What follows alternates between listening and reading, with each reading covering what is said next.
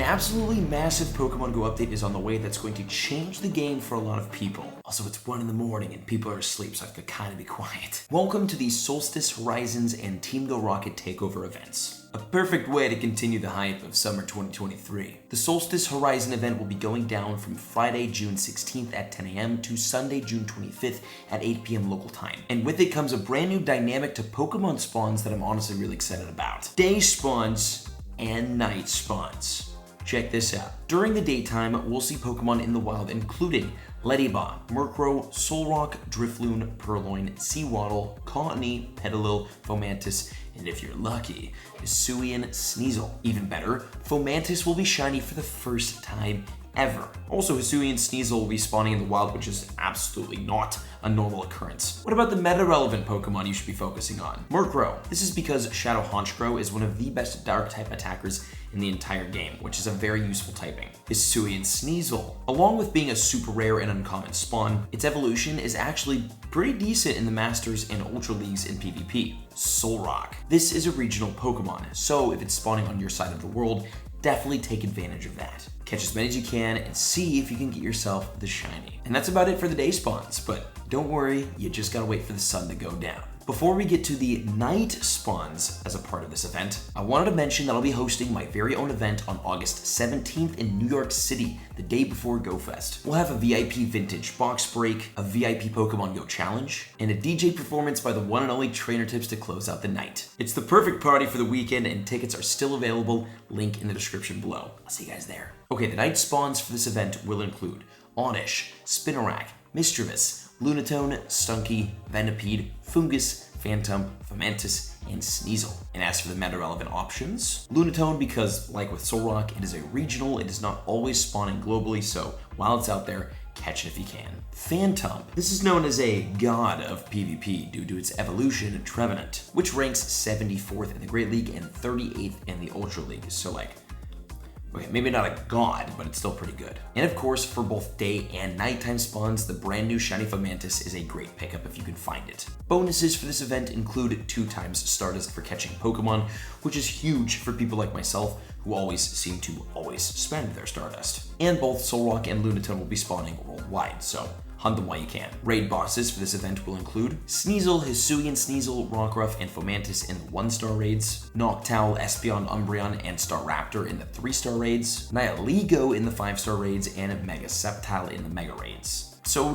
decently fun raids to hit, sorta. And out of all of these, here are the ones you want to focus on with your extremely expensive raid passes. Rockruff. It's not a meta-relevant Pokemon, so don't feel pressured to grind it, but it does have a super amazing and very rare shiny, along with 2 incredible evolutions. Umbreon. If you're a PvP person, this is a great option, ranking 24th in the Great League and 64th in the Ultra League. Nihilego. For the first time ever in Pokemon Go, Nihilego will be releasing shiny, which is fantastic because, well, we've seen it in the game a couple times since it came out during, I think, last year's Go Fest. No, the year before's Go Fest. And it has a lot more to it than just sparkles. In the Masters League, it ranks a decent 73rd, but where it shines is in the raid meta, ranking as the #1 non-mega poison type in the entire game. A Pokemon you won't need super often, but definitely comes in clutch when it's handy. And then Mega Sceptile will be good to battle. This beast is currently the #1 grass type overall in Pokemon Go, so definitely worth grinding some Mega Energy for, I'm in. Also in the field research, you can expect a bunch of rewards, including encounters with the brand new shiny Fomantis. Plus there's a collection challenge that will give an encounter with this Pokemon as well. Then there's a special research storyline available for $5 that I'm honestly not super happy about. So this research is called the Starry Skies storyline, which you will have until June 25th to purchase. And by completing it, you can get an encounter with one of Pokemon Go's most exclusive Pokemon in the entire game, Cosmo. Which is great, right? We finally all get a second Cosmo to evolve. This is amazing, right? No.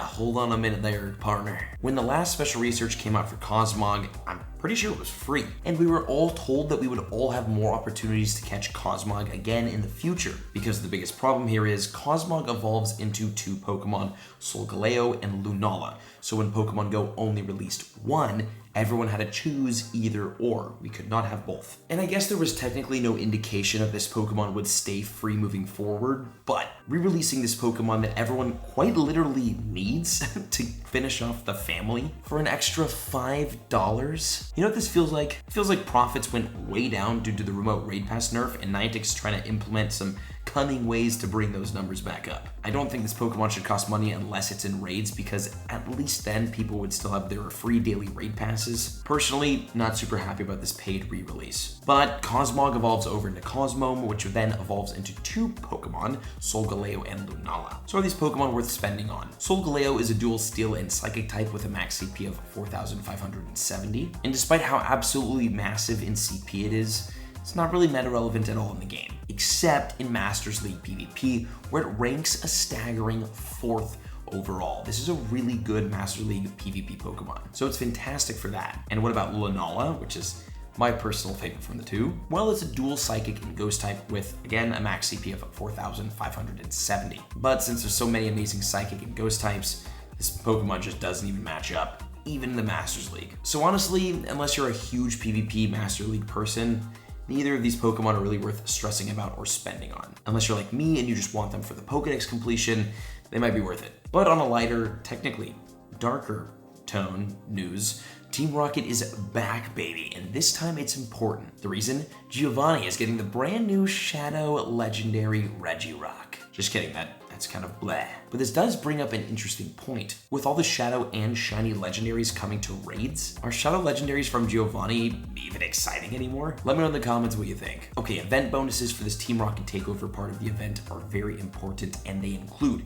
Team Go Rocket obviously appearing more frequently, and you can finally use a Charge TM to TM Frustration off of your Shadow Pokemon, and this is huge, because this makes the Shadow Pokemon in your inventory actually useful and meta relevant. And remember, Shadow Pokemon are some of the most meta relevant in the entire game. And this is also super exciting because this is the first time that this has happened since the release of Shadow Mewtwo in raids. So there are plenty of people with good IV or even Shundo, Shadow Mewtwo, and now Articuno that still need to TM Frustration off of those Pokemon and make them meta relevant. Especially if you have some good IV Shadow Mewtwo, because that is considered the best Pokemon in the entire game. I myself got a Shadow 98 Mewtwo from the raids, so definitely gonna be TMing that. There's also another huge feature coming to this event that you probably shouldn't miss. New team leaders. Curly Cliff has Shadow Larvitar, and its evolution Shadow Tyranitar is one of the best Pokemon in the entire game because it's one of the best rock and dark types in the entire game. Two very important typings. Plus, Shadow Shiny Tyranitar just looks amazing. Well, team leaders Cliff, Arlo, and Sierra will all be getting brand new Shadow Shiny Pokemon to hunt when this event begins, which means bye-bye to Shadow Larvitar. So if you haven't caught a good IV one yet or a Shiny, right now is the time to grind before they're gone. You only have a couple of days. And speaking of Shadow Pokemon, there are some brand new Shadows coming to the game, including Shadow Alolan Geodude, Shadow Ledybah, Shadow Hitmontop, Shadow Glameow, and Shadow Gibble. Finally, this is gonna be, dude, when this comes out shiny, it'll be insane, but for now, this is fantastic. Shadow Garchomp is the current #1 non-mega, non-primal ground type Pokemon in the entire game. It's going to be a monster, so finding grunts that have this Shadow Pokemon is going to be super duper important from now on. Plus, I think there should be new Shadow Shiny Pokemon in the Team Go Rocket grunts as a part of this event, so subscribe here to the channel to find out which ones. And there also are some new 12-kilometer egg hatches, including a new shiny Pokemon, finally. In the 12-kilometer eggs, we will have Larvitar, Absol, Scorpy, Sandile, Scraggy, Pawniard, Vullaby, Dino, Pancham, Inkay, Skrelp, and Salandit. And yes, shiny Pancham will be released into Pokemon Go into the 12-kilometer eggs specifically. But now, remember what I always say. Hatching eggs is not a viable method of hunting shiny Pokemon in Pokemon Go. I will definitely be hatching some 12-kilometer eggs during this event, but I will not be expecting much. Oh, and what Pokemon should you prioritize TMing Frustration off of? Mewtwo for sure, Articuno definitely. If you have good IV Tyranitars or Larvitars, do those too, and honestly so many more. So take advantage of that feature in this entire update while you can. Thank you for watching the video, good luck hunting, and I'll see you guys in the next one.